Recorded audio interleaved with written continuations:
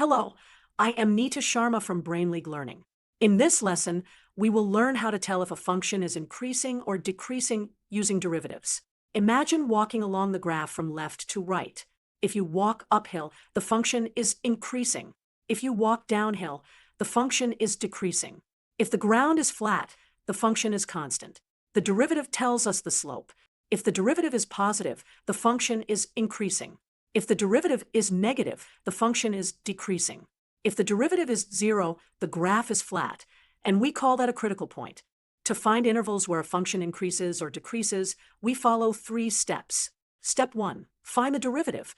Step 2, set the derivative equal to 0 to find critical points. Step 3, test values between the critical points. Now, let's work through a simple example. The function is f of x equals x squared minus 4x plus 5. We will find its increasing and decreasing intervals. Step 1, find the derivative. Using the power rule, f prime of x is 2x minus 4. Step 2, find the critical point. Set f prime of x equal to 0.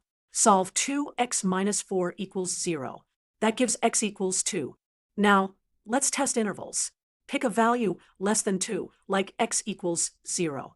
The derivative is negative, so the function is decreasing there. Pick a value greater than 2, like x equals 3. The derivative is positive, so the function is increasing there. Let's visualize the function on a graph. We will mark the critical point at x equals 2 and see how the curve changes direction. Conclusion: the function is decreasing on the interval negative infinity to 2 and increasing on the interval 2 to infinity. That matches our slope test and our graph.